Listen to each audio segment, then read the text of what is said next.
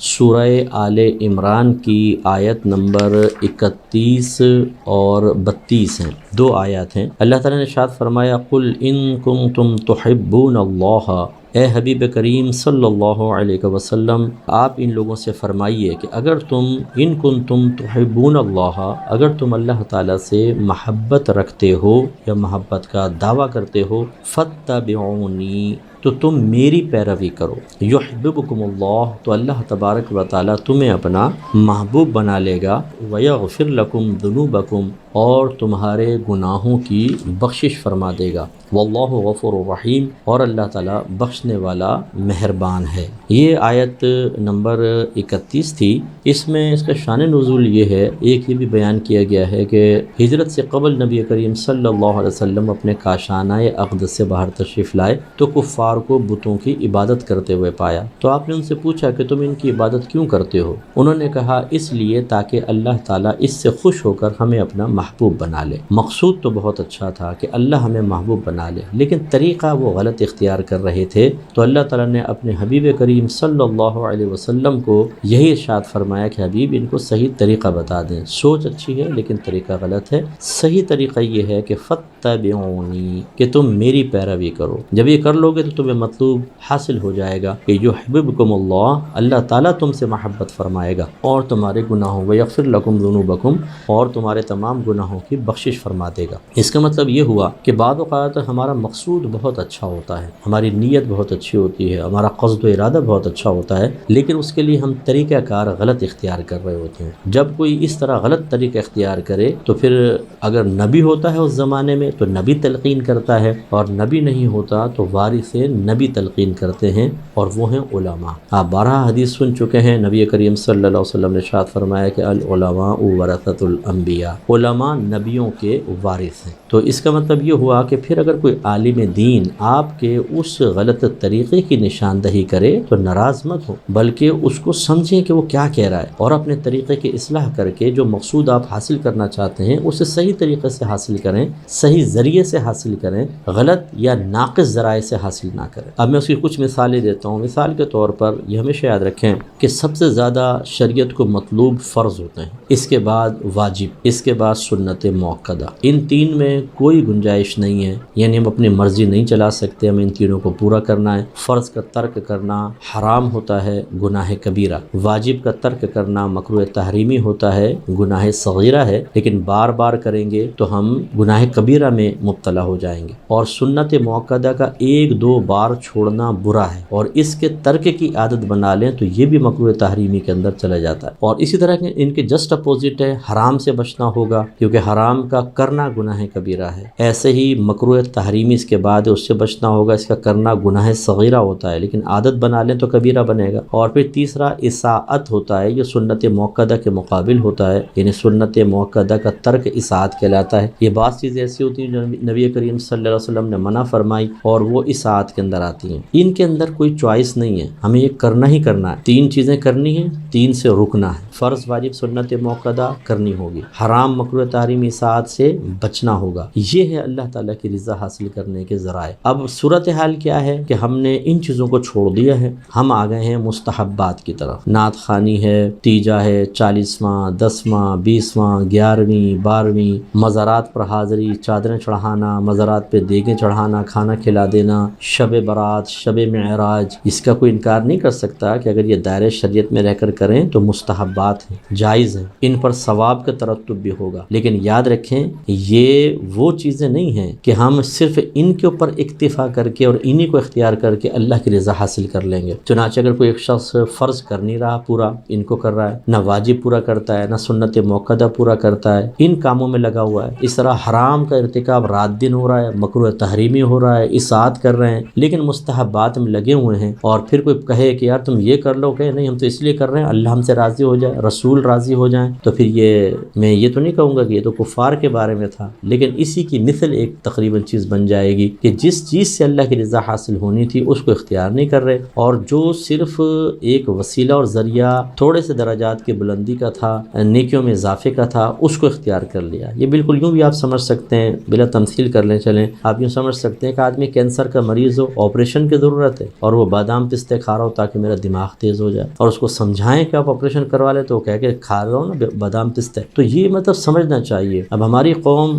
گھروں میں دیکھیں نمازی نہیں ہوں گی، کوئی نمازی نہیں. قرآن پاک سالہ سال نہیں کھلا ہے، اگر کھلا بھی ہے تو عربی عبارت پڑھ رہے، نہ ترجمہ نہ تفسیر. اور حدیث کی کتابیں تو ہمارے گھروں میں ملیں گی نہیں. عشق رسول اتنا زبردست ہے کہ نبی کریم کی سیرت کی کتاب کسی گھر کے اندر آپ کو شاید ہی بہت کم گھروں کے اندر ملے گی، اور شاید ہی کسی نے نبی کریم کی پوری سیرت پاک کبھی پڑھی ہو. یہ ان میں ہم بالکل دور ہیں. لیکن ہمارے گھروں میں 11ویں نیاز، 12ویں اور مزارات پہ حاضری، ان کا بڑا اہتمام ہے. تو میں پھر دہرا دیتا ہوں، ان کو ہم ناجائز نہیں سمجھتے، بالکل جائز ہیں، لیکن جو پہلے ضروری تھا اس کو تو کریں. اب آپ اپنے لیے غور کر لیں، آپ کی زوجہ نہ آپ کے لیے کھانا بنائے، نہ آپ کے کپڑے استری کرے، نہ بچے سنبھالے، نہ ڈسٹنگ کرے، اور پھر وہ آ کر کہے کہ چلو جی میں تھوڑی سی آپ کی چادر تھوڑی سیٹ کر دیتی ہوں بستر کی خالی، یا آپ کے کپڑے اٹھا کے بس آپ کو دے پکڑا دے، بس اتنا کام کرے، کیا آپ اس سے راضی ہوں گے؟ حالانکہ وہ آپ کی چلو چادر اس نے ٹھیک کی ہے، آپ کو کپڑے لا کے پکڑا دیے، جوتے جگہ پہ رکھ دیے، لیکن اس سے بڑے کام وہ نہیں کر رہی ہے. آپ اس سے راضی ہو جائیں گے؟ کہ بلا تمثیل آپ کو عرض کر رہا ہوں. ایسے ہی دوستوں میں لے لیں، اولاد میں لے لیں، رشتہ داروں میں لے لیں، کہ جو موسٹ امپورٹنٹ چیزیں وہ آپ کے لیے پوری نہ کریں اور یہ دیگر چیزوں کے اوپر عمل کریں. ایک نوکر رکھ لیا، سارے گھر کا کام اس سے کرنا، وہ نہیں کرتا وہ، اور وہ آ کے خالی آپ کے بیٹھ کے تعریفیں کرتا رہتا ہے. کہ آپ اس سے راضی ہو جائیں گے؟ لیکن ہم نے اللہ تعالیٰ اس کے رسول کے لیے یہی رویہ اختیار کر لیا ہے، باتیں اور اپنی مرضی کے اعمال. اب جو اللہ فرما رہا ہے، اس کے رسول فرما رہا ہے، اس کی پرواہ نہیں ہے. ہم جو کر رہے ہیں اس کی بنا پر اللہ اور رسول ہم سے راضی ہو جائیں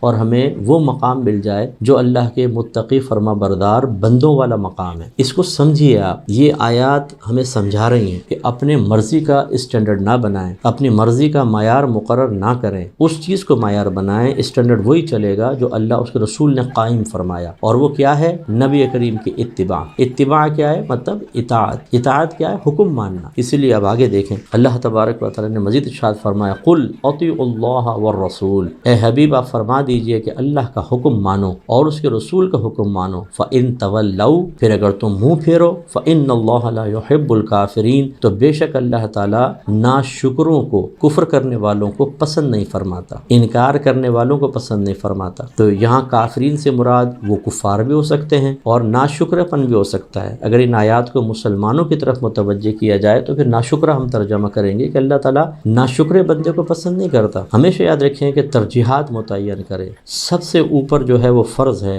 واجب ہے، سنت موقدہ، حرام مکروہ تحریمی ساتھ، ان کو فوقیت دیں. اس کے بعد پھر مستحبات کی طرف آئیں. ہم نے قوم کو مستحبات کی طرف لگا دیا، اور پھر ہم جیسا کوئی آدمی اگر صحیح راستہ دکھانے لگے، لوگوں کو صحیح راستے کی طرف لانے لگے، تو چونکہ ہماری یہ تعلیمات اتنی ہمارے ذہن میں راسخ ہو چکی ہوتی ہیں ماں باپ کی طرف سے، یا مطلب وہ پیر اعظام کے جو لوگوں کو علم نہیں سکھاتے، ان کو حرام حلال کا مسئلہ نہیں بتاتے، فضائل پر بیان، فضائل پر بیان، فضائل پر بیان، تو لوگوں کے ذہن بن چکے ہوتے ہیں کہ بس ان چیزوں سے نجات مل جائے گی. اب ہم جیسا آدمی جب کوئی بات بیان کرتا ہے تو لوگوں کو اجنبی سی محسوس ہوتی ہے، یہ تو نئی بات آ گئی، ہمیں تو ایسا نہیں بتایا، نہ ہمارے گھر والوں نے، نہ مسجد کے امام صاحب نے. بعض اوقات امام صاحب بھی ایسے ہوتے ہیں علاقے کے، ہر ایک نہیں ہوتا، بعض ہوتے ہیں، اور ایسے مشائخ. نتیجہ نکلتا ہے کہ لوگ حق بات کو قبول کرنے میں ٹائم لگا دیتے ہیں. لیکن یہ دیکھیں، قرآن پڑھیں آپ. قرآن اصل چیز کیا ہے؟ اللہ اس کے رسول کی اطاعت، ان کا حکم ماننا. اور حکم ماننے میں سب سے پہلے فرض ہے، واجب ہے، سنت موقدہ. یہ حکم ہوتے ہیں، یہ پورا کرنا فرض ہے، یہ پورا کرنا واجب ہے، اس کا کرنا سنت موقدہ ہے، اس کا کرنا حرام ہے، بچو، مکروہ تحریمی ہے، چھوڑ دو، اساعت اس سے دور رہو. تو یہ چیزیں ہم نہ سیکھیں. میں تو اس فیلڈ میں بہت عرصے سے کام کر رہا ہوں، میری عمر کا ایک بڑا حصہ اس میں گزر چکا ہے کہ ہمارے لوگوں سے اگر آپ پوچھیں گے بھی نا، فرض کیا کیا چیزیں نہیں پتا، واجب پوچھیں، سنت موقدہ، حرام مکروہ تحریم معلوم نہیں، مستحبات میں لگے ہوئے اور سمجھ رہے ہیں کہ اسی سے اللہ ہمیں نجات دے دے گا. یاد رکھیں، نجات کے لیے کافی نہیں ہے. اور آپ کہیں کہ بھئی وہ دیکھو واقعہ تھا نا، ایک آدمی نے سبحان اللہ کہا، اللہ نے بخش دیا. بالکل، میرا رب تو سبحان اللہ نہ کہیں تب بھی بخشنے پر قدرت رکھتا. لیکن کیا یہی اللہ تعالیٰ کی رحمت کا اظہار آپ کے حق میں بھی ہوگا؟ یہ کیسے گارنٹی ہوگی؟ جو اس نے قانون بنائے، یہ سب جو قرآن میں بیان ہوا، سب کو بند کر کے رکھ دیں، آپ کی مرضی کے مطابق چلیں، آپ عمل کریں نہ کریں، آپ غلط کام کریں، تھوڑا بہت مستحبات پر عمل کریں، اور پھر اللہ کو اپنی مرضی کے آپ نے تابع سمجھا ہوا ہے کہ اللہ تعالیٰ ہماری مرضی کے مطابق ہمیں آخرت میں رزلٹ عطا فرمائے گا. یاد رکھیں، وہ رحمان و رحیم ہے تو قہار و جبار بھی ہے. اس لیے آپ آئیے ہماری الفرقان اسکالر اکیڈمی کو جوائن کریں. ہم مسلسل جہالت کے خلاف جہاد کر رہے ہیں. جو ہمارے بھائی بہن دور دراز ہیں، اگر آپ آن لائن پڑھنا چاہتے ہیں، ہماری اکیڈمی جوائن کریں. میل ٹیچر، فیمیل ٹیچر ہم آپ کو پرووائڈ کریں گے۔ فرض علوم سیکھیں، فرائض، واجبات، سنن موقدہ کا علم، حرام مکروہ تحریمی ساتھ کیا کیا ہے، عقیدہ ٹھیک کریں، احکام شرعیہ عملیہ کی معرفت حاصل کریں، گناہان صغیرہ و کبیرہ کی معرفت حاصل کریں تاکہ آپ اللہ کی صحیح رضا حاصل کر سکیں۔ جو آپ مستحبات اختیار کرتے ہیں گھر میں معمولات، ان کے بارے میں بھی علم حاصل کریں۔ ان میں اتنی خرافات داخل ہو گئی ہیں، اس میں اتنی خرابیاں ہوتی ہیں کہ ہمیں پتہ ہی نہیں ہوتا، ہم غلط کام کر رہے ہوتے ہیں اور سمجھتے ہیں ہم ٹھیک کر رہے ہیں، غلط سوچ کے ساتھ کام کر رہے ہوتے ہیں جس کی بنا پر ایک بظاہر جائز سا عمل بھی ناجائز ہو سکتا ہے۔ اس کا علم حاصل کریں، اور الحمدللہ ہماری الفرقان اسکالر اکیڈمی اس کے لیے مسلسل کام کرتی رہی ہے۔ ہر سال ہمارے ماشاءاللہ ایک بڑی تعداد عالموں کی، عالمات کی، مفتیان کرام، مفتیات کی نکل رہی ہے اور وہ معاشرے میں کام کر رہے ہیں۔ ابھی الحمدللہ ہم نے ایک بڑی جگہ بھی ارینج کی ہے اور ہم ایک بڑا پروجیکٹ پہ کام کر رہے ہیں۔ انشاءاللہ ایک بڑی ہماری یونیورسٹی بنے گی، ایک بڑا ادارہ بنے گا جس میں انشاءاللہ پوری دنیا سے لوگ مزید فیض یاب ہوں گے۔ آپ اس کے لیے بھی ذہن بنائیں۔ اس کی تعمیر کے سلسلے میں مالی تعاون بھی درکار ہے، وہ بھی آپ اگر چاہیں تو ساتھ سمجھ کے کریں، اور اپنا ذہن بنائیں کہ اس علمی جہاد میں ہمارے ساتھ چلیں اس طریقے سے کہ آپ جہاں پر بھی ہیں پہلے تو ذہن بنائیں کہ میں اپنی ذات اور اپنے گھر والوں سے جہالت کو دور کروں گا تاکہ صحیح جو دین ہے ہم اس کو اختیار کر سکیں، جو اللہ تعالیٰ اس کے رسول چاہتے ہیں ہم اس طریقے پر چل سکیں، اور پھر دوسروں کے لیے کام کروں گا۔ تو یہ الفرقان اسکالرز اکیڈمی اسی کے لیے کام کر رہی ہے۔ آپ میرا جو بیان سنیں گے انشاءاللہ وہ علم کی فضیلت سے خالی نہیں ہوگا، اس لیے کہ کم و بیش 1,24,000 انبیاء علیہ السلام اسی لیے دنیا میں تشریف لائے کہ وہ جہالت کا خاتمہ کریں اور علم کو عام کریں، کہ علم ہی روشنی دیتا ہے اور ہمیں ہدایت دیتا ہے اور اللہ کے قریب کرتا ہے۔ دعا ہے کہ اللہ تعالیٰ ہمیں عمل کی توفیق عطا فرمائے۔